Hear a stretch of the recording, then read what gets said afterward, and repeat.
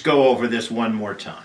Just how many times are we going to have to do this? We're going to keep doing this until we get some answers. Just take it from the top and try to remember everything. Well, it was a regular Saturday. I had to review some superhero deck building games, so I went over to my friend Zach's house. Only when I got there, I noticed that something was wrong.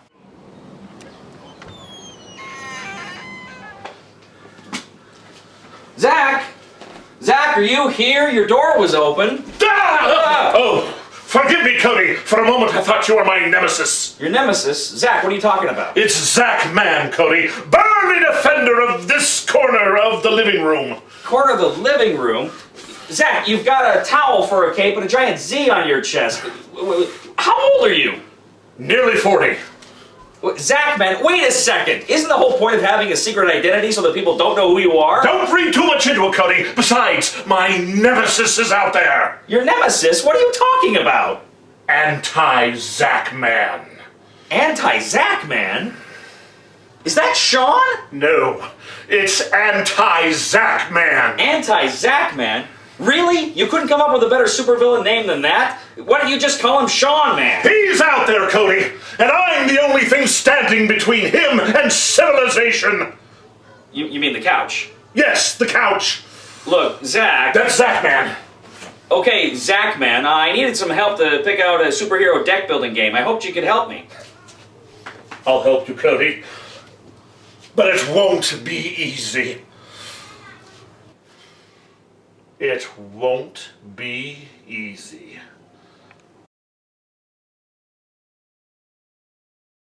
The DC deck building game from Cryptozoic is, well, a deck building game that features many of your favorite superheroes like Batman, Superman, Wonder Woman, and Green Lantern, and some of your not so favorite heroes like Aquaman.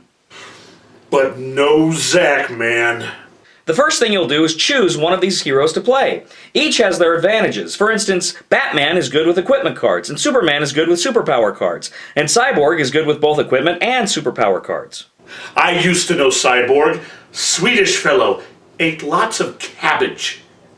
Like most deck building games, there's going to be three things going on all the time. You're going to have the deck you draw from, the cards in your hand, and your discard pile. Now you're going to start the game with these starter cards, punch and vulnerability cards. Now these vulnerability cards, they really don't do anything for your hand. They just take up space. You're going to want to get rid of them as soon as possible.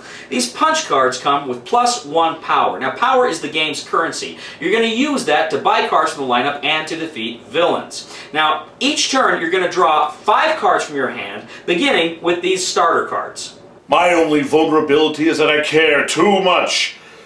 That knives and bullets and cheesecake. I do love a good cheesecake. This is the main deck, and from it you'll draw 5 cards, setting them out like so. These 5 cards represent the lineup. It's from here that you can buy cards to put in your hand. You can see the cost of the cards right here. And you will need that much power to purchase or defeat this card. Either way, it goes immediately into your discard pile along with all the rest of your cards from your hand that you played that turn. You'll always have the option during your turn of buying a kick card, assuming you have at least 3 power. Now these are relatively cheap cards that give you +2 power in future purchases. Here are the weakness cards. More on them later. At the end of your turn, you replace these cards from the main deck and draw 5 more cards from your own deck and put them into your hand. Yes, this is really what you want to see, isn't it, my friends? It's the supervillain deck. It always starts with my main man here, Ra's al Ghul, who doesn't do a whole lot, but is mean. Just trust the ass, man. Now, when you play cards from your hand, you will add up all of the power, and that will allow you to buy or defeat 1 or more cards from the lineup. Additionally, you activate the text on the cards that you play. This text might instruct you to draw another card, or permanently destroy a card in your hand or discard pile, or attack other players, or automatically kill Zac Man. Just kidding. DC couldn't afford the intellectual property rights to Zac Man. Damn straight! You'll notice that a lot of the cards in the lineup come in different categories. For instance, villains, equipment, superpowers, heroes, locations. Well, as you buy these cards and they come up into your hand, they're going to allow you to make some really powerful card combinations. And that's important because you're going to want to take on that supervillain. And that supervillain, his cost is usually pretty high. But when you defeat one supervillain. It only ensures that another takes his place. And just ask the old S-Man, that ain't good. There is a first appearance condition. This ensures that every player is attacked, and that causes many crazy things to happen, like switching cards, or permanently destroying one, or even you might acquire a weakness. Oh yes, a weakness card is very much like a vulnerability card. It does little more than take up space. However, it does give you a victory point penalty. Yes, Cody. Have you told them about victory points yet, have you? Or has the Couch Potato Crusader distracted you once again? I was getting to that, Sean. I mean, Anti-Zac Man. The game is not cooperative, so when you play a villain, you attack your fellow players. You attack the other heroes. Now, you're going to notice there's these stars on the card. These represent the victory points for that card. At the end of the game, you're going to total up all the victory points from all of your cards, and whoever has the most victory points is the winner. Hey, that's great, Cody. Oh, thanks, Zac Man. Zac Man? I don't know what you're talking about, Cody. It's just me, good old ordinary Zac. Oh, yeah, I don't know how I could have been mistaken about that. But you know, it is kind of funny, me never seeing you and Zac Man in the same place at the same time. Just a coincidence, Cody. Hey, why don't we review Upper Deck's Legendary, a Marvel deck building game? Unlike the DC game, Legendary, a Marvel deck building game, is a fully cooperative game where 2 to 5 players take on the machinations of the evil masterminds. In this game, you take on the role of a S.H.I.E.L.D. agent who's trying to recruit superheroes. Your starter deck comes with 8 S.H.I.E.L.D. agents and 4 S.H.I.E.L.D. troopers. Now, different from the DC game, there's 2 types of currency. You have recruitment points you use to add superheroes, and attack points that you use to take down villains. Also, in a departure from the DC game, it comes with this board with all kinds of locations and places to put cards. Now, 2 decks drive the game from the board. First of all, there's the hero deck. At the start of the game, you'll select which Marvel superheroes you want to play with. The base game comes with favorites like Spider-Man, Captain America, Nick Fury. And some of your not-so-favorite heroes, like Aquaman. Now from the hero deck, you'll draw the top 5 cards and lay them out here at the HQ. From here, players will be able to recruit heroes with their own recruitment points, attack points, and special abilities. The second deck will be the villains deck. From here, you'll mix in a lot of different cards like villain groups, henchmen groups, and bystanders. At the beginning of each player's turn, the first thing he will do is draw one of these cards and place in the first spot of the sewer's location. As more cards are drawn, it will push cards along the location track until these villains escape. If a bystander card is drawn, it is placed under one of the villains and henchmen and becomes a hostage that you can rescue by defeating that bad guy.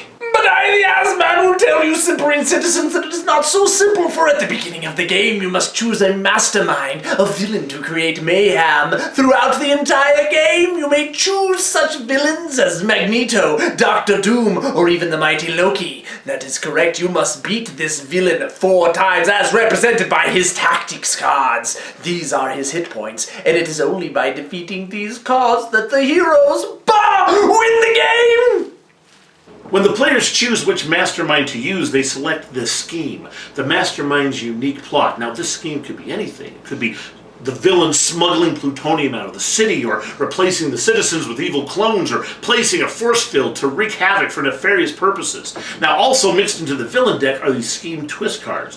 When these are played, it advances the story and creates devastating effects for the players. But that is not all Super Zeros, for there are Master Strike cards. This represents the mastermind actively attacking the heroes, and it is perhaps the most magnificent part of the game. You'll notice that each hero card comes with many different symbols. These symbols denote superhero affiliation. Is the hero an Avenger, with the X-Men, or with another group? There's also types of heroes as denoted by the symbols. Does your hero rely primarily on strength, on instinct? Does your hero use a lot of tech or ranged weapons? These unique distinctions can be very important in the game, and when the Master Strike comes up, they are essential. Indeed, when you choose a mastermind, you'll want heroes who are up to this challenge. As I, the S-Man, have spoken, the heroes win when they have defeated the villain 4 times. But the villain wins when the unique conditions of his scheme have been fulfilled. So which game do we like better, DC or Marvel? Well, both games have their advantages and drawbacks. The DC game arguably has the more iconic superheroes like Batman and Superman. The artwork is amazing, and you can build some exciting combinations with your cards. That's true, and DC is just incredibly easy to learn and pick up anywhere. I mean, you can play it at a restaurant or other non-traditional gaming location, and it works just fine. There is just one problem with the DC game, though. It's not terribly thematic. Now, theoretically, you're playing Wonder Woman, Batman, Superman, the great heroes that work together to stop evil. But in this game, when you defeat a villain from the lineup or the supervillain deck, they go into your hand and they circulate, they come up, and when you play them, many of them feature an attack text. And this attack text means it's going to force your other fellow heroes to gain weaknesses or have other bad things happen to them. It doesn't make a lot of sense. I mean, the DC Justice League is a cooperative institution, but this game is highly competitive. At the end of the day, it's just about getting the most victory points, not so much about defeating the bad guys. Also, you're going to have weird combinations pop up, like Wonder Woman driving around in the Batmobile, or the Flash using heat vision, or Aquaman using a power ring. These things occur frequently. Now, these problems really bother some people. I mean, yeah, it's kind of weird, but at the end of the day, it's a really fun game. I mean, you play this game and you'll get yourself sucked into the DC universe. It might be a bizarro universe where all the superheroes are trying to throw each other under the bus, but it's still fun. Ha! Bizarro! Legendary is a very fun game too, and it's overflowing with cards. Where the DC game has 214 cards, Legendary has 500 cards. It's also fully cooperative. You and your friends will feel like you're working together to take out those bad guys. Now, you can add some points together on some of your cards for an individual victory, but the gameplay just really feels cooperative. There's also a lot more nuance. With the schemes and the scenarios, there's just a lot more going on, which also means more time to learn, more time to set up. I mean, don't get me wrong, it's not a hard game to pick up, but it's not as quick to learn as DC. That's right. There's a lot of setup time and a lot of takedown time with Legendary compared with play time. It's not like the DC game that you can just take anywhere, set up and play. They both have expansions. In fact, DC's Heroes Unite expansion can be played as a standalone, and in some ways it's more fun than the base game, even though it has more obscure heroes. Yeah, and another thing... excuse me, Cody!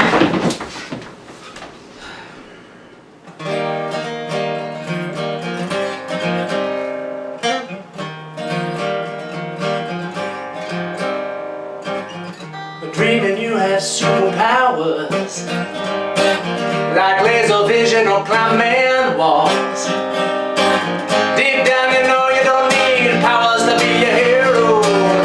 You just only need the balls, but you don't have the balls. Lucky for you there is a card game. In fact, my friend, there are two.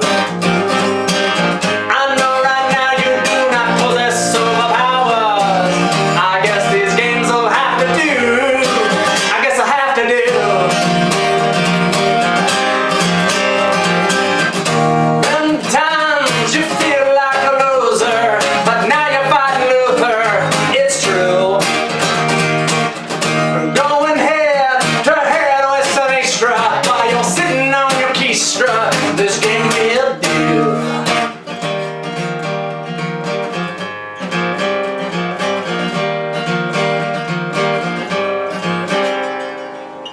Sitting around your kitchen table, a deck of cards in your hand,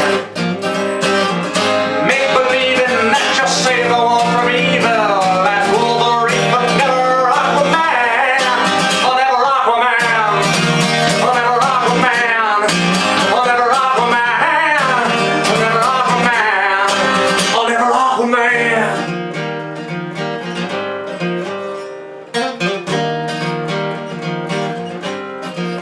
Never Aquaman. Well, Zach's not back yet, so I guess I'll just go ahead and give our recommendation. We think... Ha! Not so fast, cringing critic! I am hijacking this review and taking it to Cuba. Really, Sean? Sorry, Anti-Zac Man? It's Asman. Asman? Is that your plan, Asman? Hijacking this review and taking it to Cuba? Well, it's part of a very complex plan. Never fear, stalwart citizen. I am here to save you. Oh, thank this. It's Zac Man. Get back, Zac Man, or this cowardly critic will pay the ultimate price, $5. Why do I hang out with you guys? Zac attack!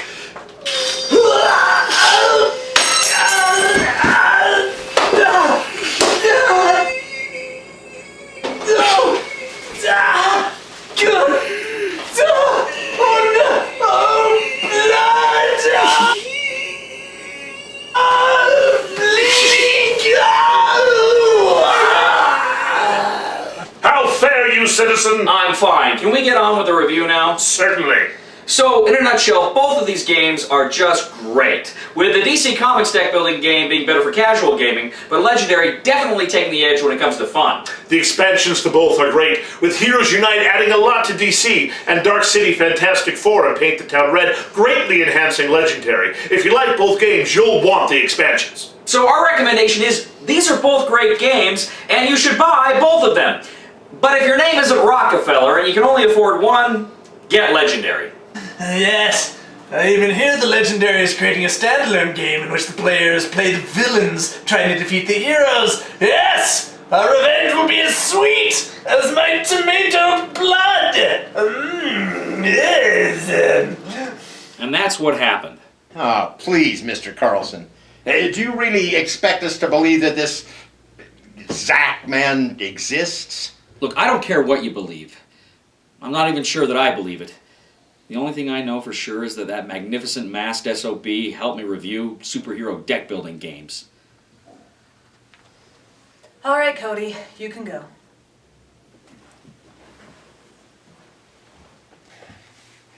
Don't leave town. We just might have some more questions for you. What do you think? Is this Zac Man real? I don't know, Washansky. I hope so. I hope so. If you like this review, check us out on YouTube or like us on Facebook. The Discriminating Gamer. Please somebody help me on my feet again. And I don't know where I'm going, and I don't know where I've been. Please somebody help me on the solid ground. It's a long time, and I've been dying. Once a year I wind up in the band. God knows that I love to fight. Better get back, Zac Man, or this cowardly commentator will pay the ultimate price, $5.